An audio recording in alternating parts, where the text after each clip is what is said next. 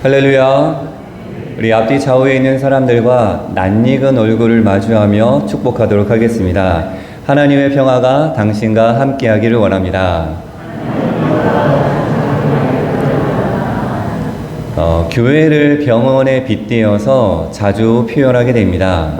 그 병원 중에서 어떤 병원이냐 하면 산부인과에 빗대어서 교회를 자주 표현하는데요. 여기에는 두 가지 의미가 담겨져 있습니다.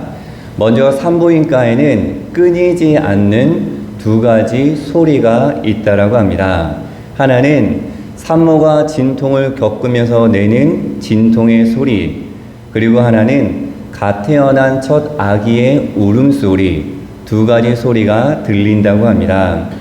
교회에서도 이 두 가지 소리가 흘러나와야 한다라는 것이죠. 하나님의 말씀을 듣고 내가 하나님의 말씀대로 살아가고자 애쓰는 그러한 소리들, 그리고 새로운 생명이 탄생하는 구원받는 자가 날마다 더해지는 그러한 울음소리가 들려야 건강한 교회, 살아있는 교회라고 이야기를 하고 있습니다. 그리고 교회가 산부인과로 불리는 또 다른 이유가 있습니다. 교회 안에 어떠한 사람이 많으냐? 갓난아기 어른이 많다라는 것이죠.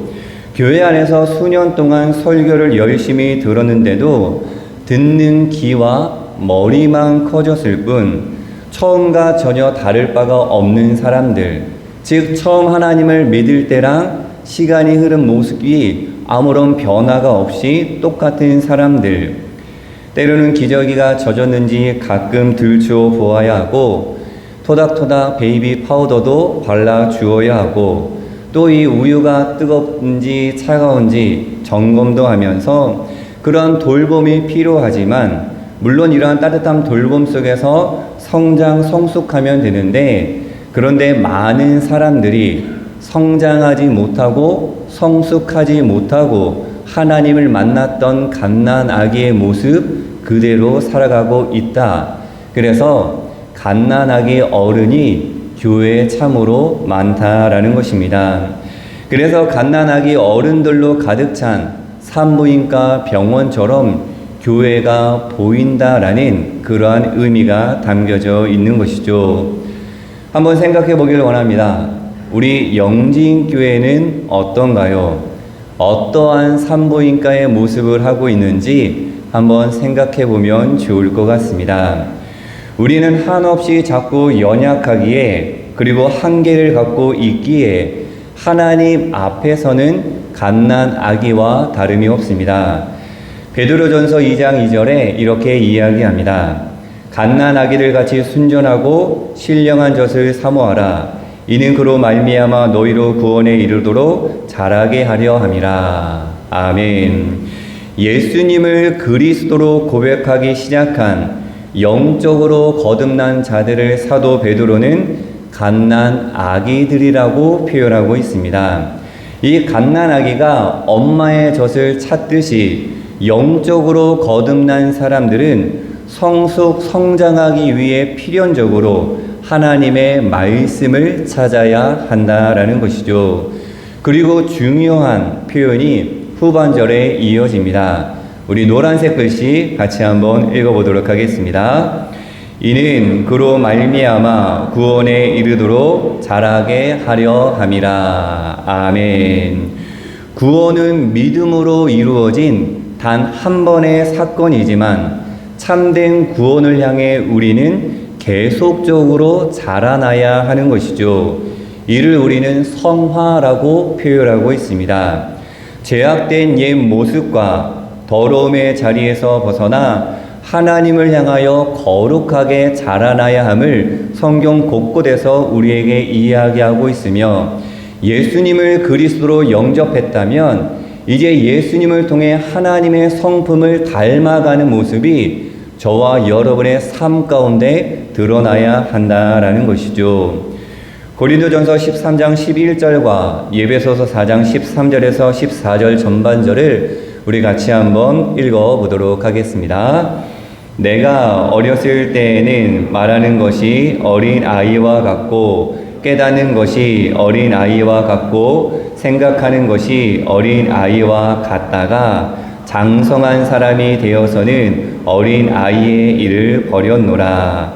우리가 다 하나님의 아들을 믿는 것과 아는 일에 하나가 되어 온전한 사람을 이루어 그리스도의 장성한 분량이 충만한 데까지 이르리니 이는 우리가 이제부터 어린 아이가 되지 아니하여. 아멘. 자, 한번 말씀에 비추어 나의 신앙을 되돌아보기를 원합니다. 저와 여러분은 갓난아기의 모습에 머물러 있으신지요? 아니면 더디더라도 조금씩 하나님의 성품을 닮아 삶으로 살아내고 있으신지요?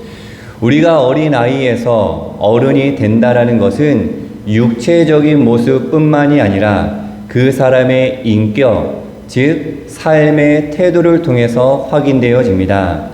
태도가 본질이다 라는 말이 있습니다.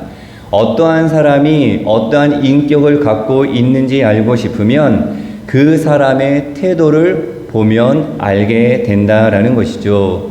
지난주의 말씀을 우리가 되새겨보면 때문에 태도가 많았는지, 덕분에 태도가 많았는지, 아니면 하나님 앞에 불평, 불만이 많았는지, 감사가 많았는지, 하나님과 어색한 사이로 살았는지, 아니면 하나님과 자연스러운 삶을 살았는지 생각해 보면 우리가 갓난 아기인지 아니면 장성한 사람인지 어느 정도 가늠할 수 있을 것입니다. 한 사람의 신앙은 그 사람의 태도, 즉 삶의 자세를 통해서 자연스레 드러나게 되어 있습니다. 예배를 드리는 모습, 기도하는 모습, 말씀을 듣는 모습, 그리고 말씀대로 살아가려고 애쓰는 삶의 태도를 통해서 어떠한 신앙을 갖고 있는지 우리가 확인할 수 있게 되는 것이죠. 태도가 그 사람의 진짜 모습, 속 사람을 확인할 수 있는 통로가 되는 것입니다. 예수님께서는 하나님을 신뢰하고 그분의 뜻을 받드는 마음을 삶의 태도로 드러내셨습니다. 빌립보서 2장 6절에서 8절에 이렇게 고백합니다. 그는 근본 하나님의 본체시나 하나님과 동등됨을 취할 것으로 여기지 아니하시고 오히려 자기를 비워 종의 형체를 가지사 사람들과 같이 되셨고 사람의 모양으로 나타나사 자기를 낮추시고 죽기까지 복종하셨으니 고 십자가의 죽으심이니라. 아멘. 예수님의 두 가지 삶의 태도를 확인할 수가 있습니다. 비움과 낮춤의 삶의 태도였던 것이죠. 하나님과 동등한, 하나님과 같은 예수님이셨지만 스스로 자신을 낮추고 비움으로 하나님의 뜻을 받들고 순종함으로 하나님과 함께 걸었던, 하나님과 동행했던 예수님의 모습입니다. 그리고 빌립보서 2장 5절을 현대인의 성경으로 함께 읽어보도록 하겠습니다.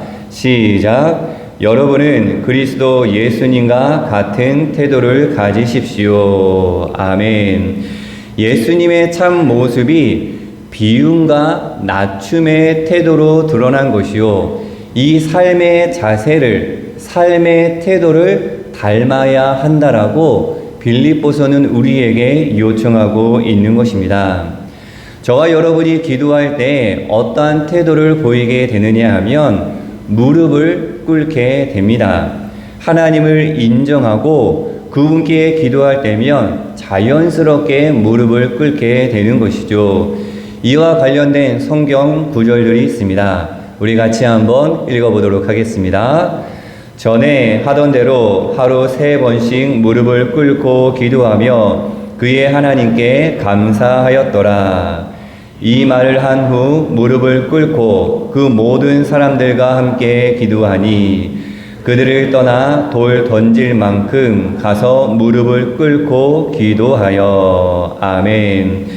하나님을 경외하는 마음, 하나님의 뜻을 받들겠다라는 의지가 이 무릎 꿇음을 통해서 이 태도, 태도, 이 모습을 통해서 드러나게 된다라는 것이죠. 저도 기도의 자리에서 무릎을 꿇고 기도할 때와 무릎을 꿇지 않고 기도할 때 이 마음가짐이 전혀 다르게 된다라는 것을 느끼게 되는데요. 그렇다고 해서 무릎 꿇지 못하는 사람을 비하하는 것은 아닙니다. 혹 육체적인 연약한 가운데 무릎을 꿇지 못한다면 마음의 무릎을 꿇으면 되는 것이죠. 그런데 안타깝게도 오늘날 하나님 앞에 무릎 꿇지 않는 사람이 너무나도 많이 있습니다. 하나님 앞에 나와 무릎을 꿇고 겸손한 자리에서 하나님을 바라봐야 하는데 무릎 꿇는 사람이 없다라는 것이죠. 잊지 말아야 하는 것은 저와 여러분이 하나님에 대한 사랑이 마음에 있다면 그 사랑이 태도로 드러나야 한다라는 것입니다. 칼 메닝거는 아주 유명한 말을 남겼습니다. 태도는 사실보다 중요하다라고 이야기합니다. 이를 신앙의 자리로 가져오면 삶의 태도가 신앙 고백보다 중요하다라고 바꿔 읽을 수가 있습니다. 이는 삶의 태도와 신앙 고백의 경중을 판단하고자 함이 아닙니다. 신앙의 고백이 우리의 삶의 태도로 반드시 이어져야 건강한 신앙, 아름다운 신앙이 될 수 있다라는 것이죠. 갓난아기의 자리에서 성숙의 자리로 나아간다라는 것은 우리의 고백이 우리의 삶으로 연결되어질 때 성숙, 성장하게 된다라는 것이죠. 이 성장과 성숙이 멈추게 되면 죽은 것과 마찬가지다라는 사실을 우리는 명심해야 하는 것입니다. 하나님이 우리와 동행하시고자 하시는 마음을 느끼고 동행하신다라는 사실을 아는 것도 중요하지만, 즉 인식하는 것도 중요하지만 여기서 한 걸음 더 나아가 우리의 삶의 태도를 통해 내가 하나님과 동행하고 있다라는 사실을 드러내야 하고 확증해야 한다라는 것이죠. 그럼 여러분, 하나님과 동행하는 사람은 어떠한 삶의 태도로 살아갈까? 구체적인 모습을 오늘 미가의 이야기를 통해 함께 깨닫고 결단해 보고자 합니다. 여러분, 미가 하면 떠오르는 대표적인 두 가지 단어가 있습니다. 미가 선지자 하면 혹시 떠오르는 단어 있으실까요? 한번 생각해 보면 좋을 것 같습니다. 12월과 관련이 되어 있는데요. 우리 미가 5장 2절의 말씀을 같이 한번 읽어보도록 하겠습니다. 베들레헴아, 네, 읽어주세요.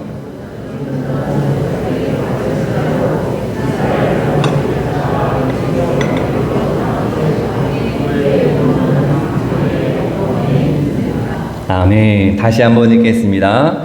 베들레헴 에브라다야, 너는 유다 족속 중에 작을지라도 이스라엘을 다스릴 자가 내게서 내게로 나올 것이라. 그의 근본은 상고에 영원에 있느니라. 아멘.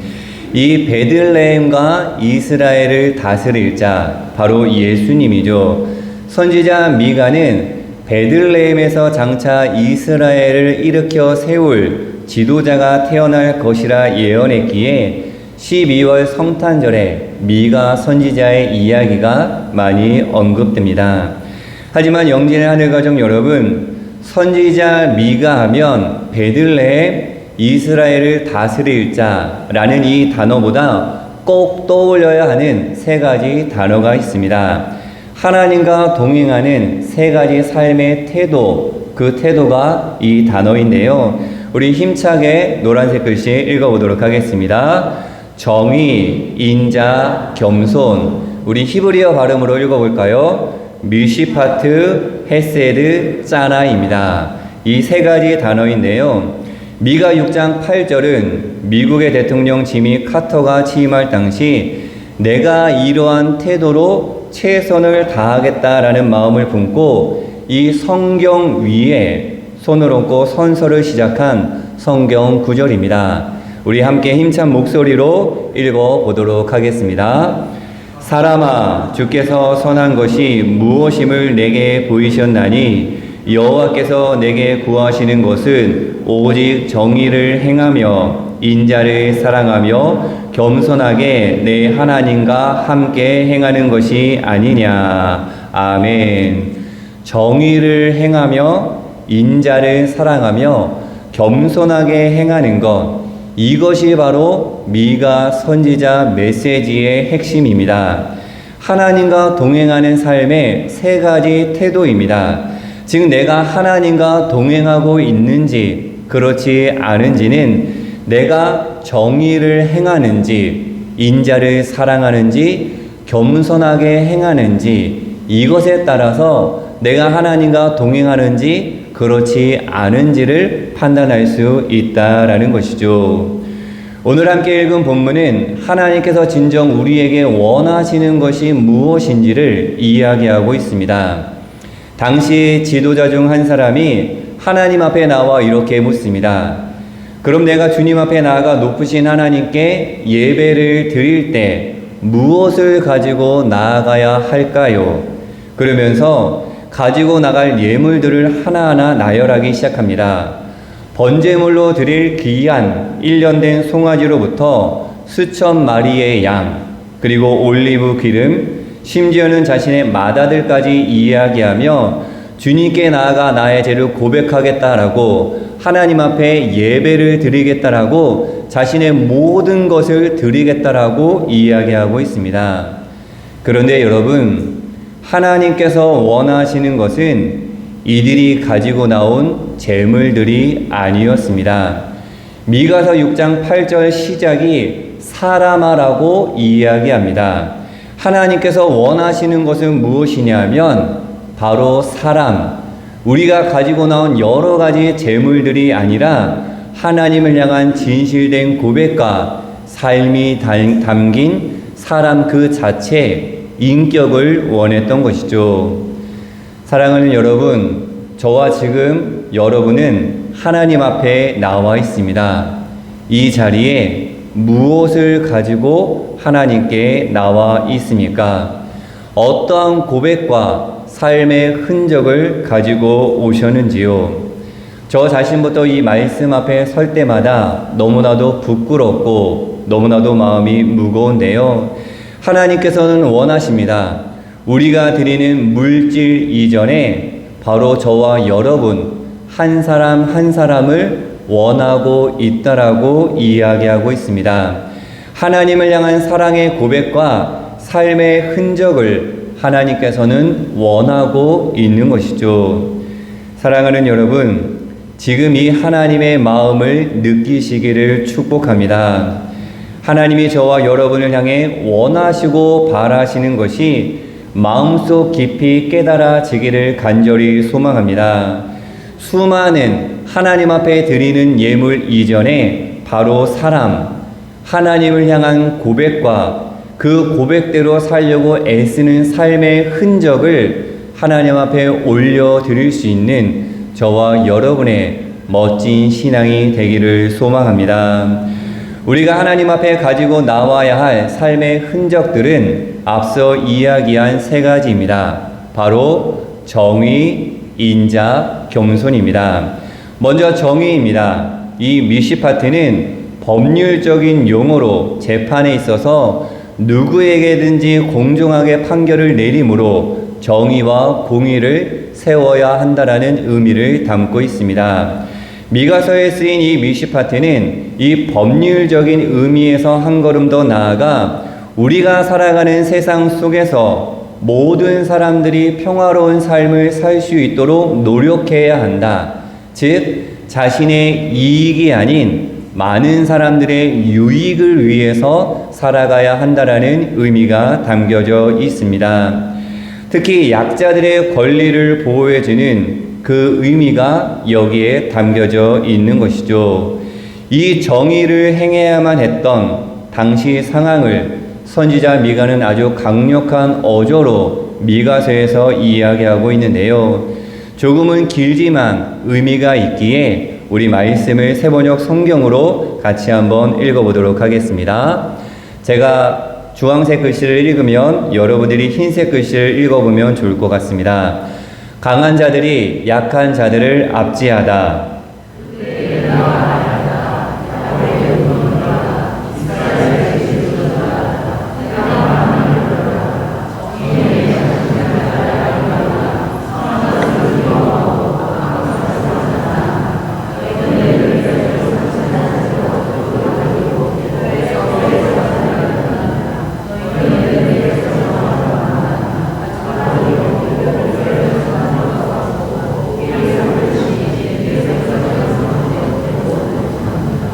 두 번째입니다. 노동자들의 수탈.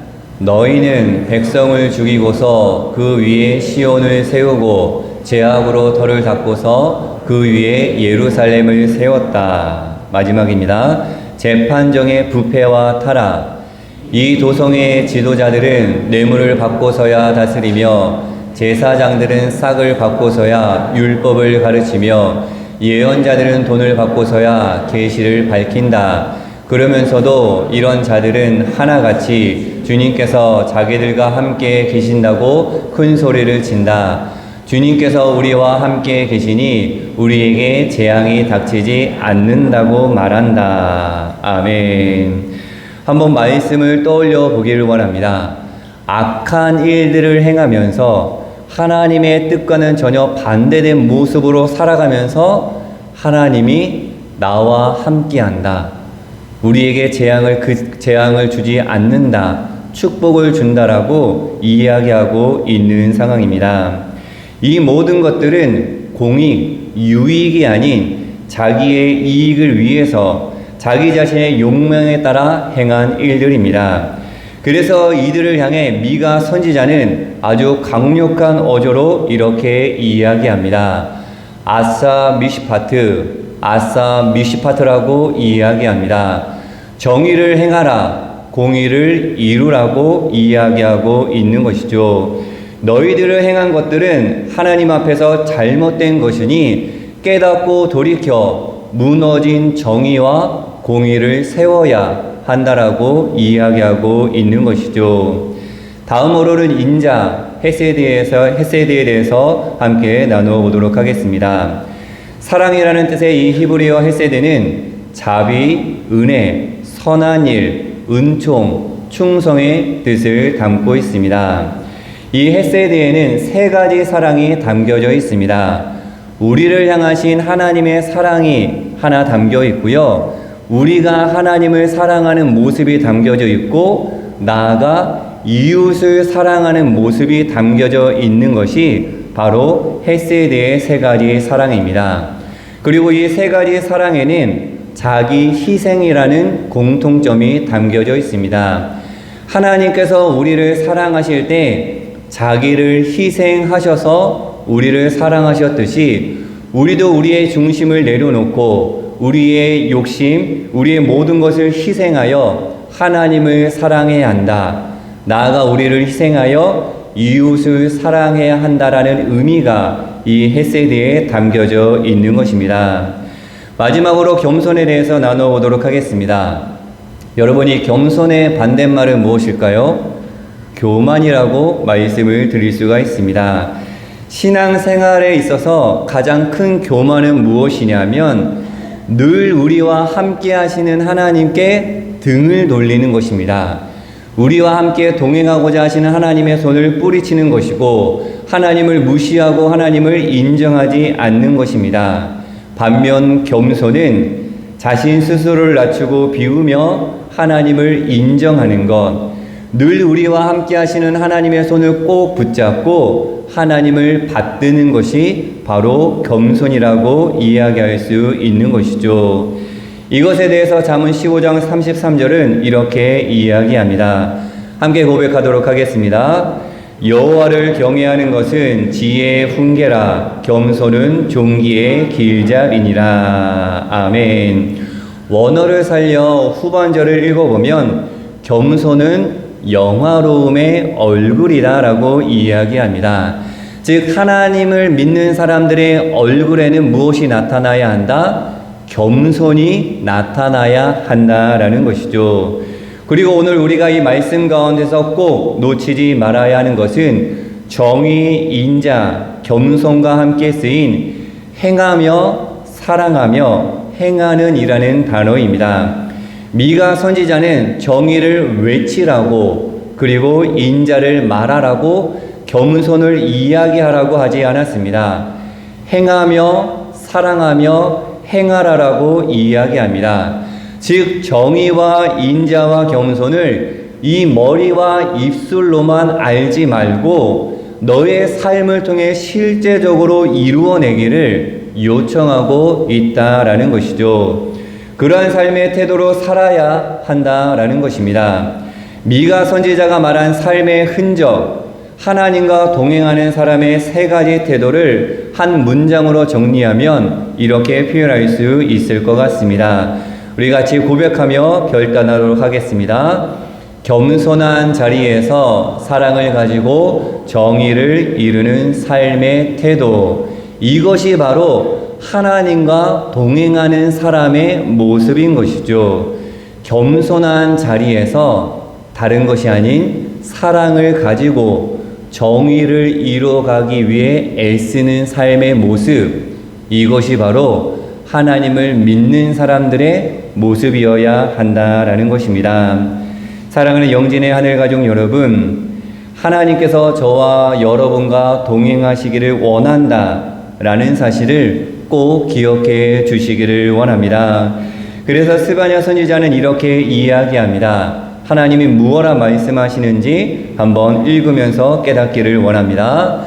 너의 하나님 여호와가 너와 함께 하신다. 그는 전능자 구원자이시다. 그가 너를 아주 기쁘게 여기시며 너를 말없이 사랑하시고 너 때문에 노래를 부르며 즐거워하실 것이다. 아멘. 누구 때문에 즐거워한다? 나 때문에 즐거워한다라고 이야기합니다. 자, 우리 너라는 단어에 자기의 이름을 한번 넣고 읽어보도록 하겠습니다. 스바냐 3장 17절을 너의 단어에 자기의 이름을 한번 넣어서 읽어보도록 하겠습니다. 상배의 하나님 여호와가 상배와 함께 하신다. 그는 전능자 구원자이시다. 그가 상배를 아주 기쁘게 여기시며 상배를 말없이 사랑하시고 상배 때문에 노래를 부르며 즐거워하실 것이다. 아멘. 사랑하는 영진의 하늘가족 여러분, 하나님께서는 저와 여러분과 동행하기를 즐거워하신다라고 말씀하고 있습니다. 그 즐거움이 충만히 경험되어지기를 예수님의 이름으로 간절히 축복합니다. 나아가 하나님과 자연스러운 동행을 통해서 우리 안에 즐거움이 차고 넘치기를 예수님의 이름으로 간절히 소망합니다.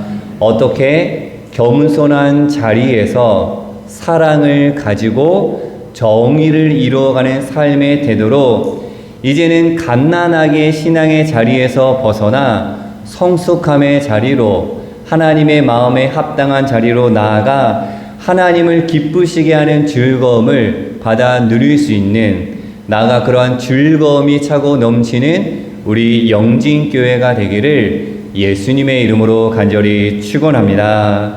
함께 기도하도록 하겠습니다. 하나님 감사합니다. 말씀에 비추어 우리 자신의 모습을 바라보게 하여 주심에 진심으로 감사드립니다. 하나님, 우리가 여전히 갓난아기 어른으로 주님 앞에 나와 있는지요?